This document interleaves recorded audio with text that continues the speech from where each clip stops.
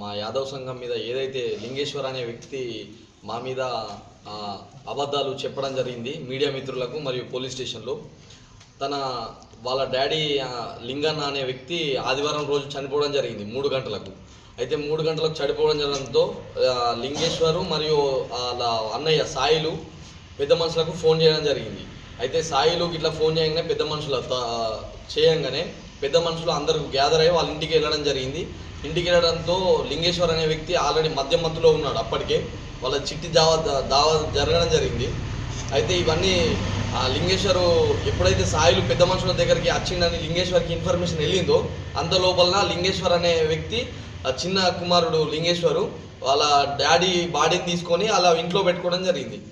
అయితే మన హిందూ సంప్రదాయం ప్రకారము పెద్ద కొడుకే అంత్యక్రియల్లో అగ్గిపెట్టడం జరగాల, మరి బాడీ కూడా అక్కడనే ఉండాలని చెప్పేసి బాడీ అక్కడికి తరలింపడం జరిగింది.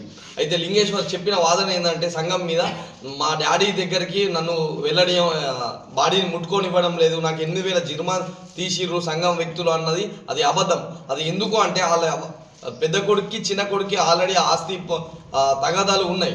అయితే లింగేశ్వర్ చెప్పిన వాదన ఏంటంటే సంఘంకి ఏదైతే మాకు ఆస్తి తగాదాలు ఉన్నాయో అవి ఇప్పుడే మా నాన్న బాడీ ఉన్నప్పుడే చెయ్యండి, మీరు చేస్తేనే అంత్యక్రియలు చేద్దాము అనడం జరిగింది. అయితే సాయిల్ అనే వ్యక్తి ఏమన్నాడంటే ఈరోజు ఆదివారం నాడే అంత్యక్రియలు చేయాలంటే లింగేశ్వర్ ఏమన్నాడు, ఇది కప్పిపుంచడానికి ఈరోజు ఆల్రెడీ సాయంత్రం 4 అవుతుంది, ఇప్పుడు అంత్యక్రియలు చేస్తే మా చుట్టాలు అందరూ కాబట్టి రేపు చేయండి అని చెప్పడం జరిగింది.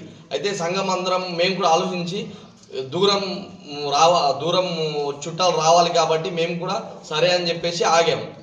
తనకు ఎలాంటి జుర్మానాలు తీయలేదు, తనకు సంఘం బహిష్కరణ ఏం చేయలేదు. మాకు వీడీసీ మెంబర్గా కూడా ఆ లింగేశ్వరే వెళ్తాడు. మా మెయిన్ లీడర్ అయిననే, అంటే సంఘంలో ఒక మెయిన్ లీడర్ ఉంటారు కదా ఊరి మీదకి వెళ్ళేది, అతనే కమిటీకి ఇది జరిగింది. మేము ఎలాంటి జుర్మానాలు తీయలేదు. తననే కావాలని తన తల్లిని పట్టుకొని రాజకీయం చేశాడు, శివ రాజకీయం చేశాడు.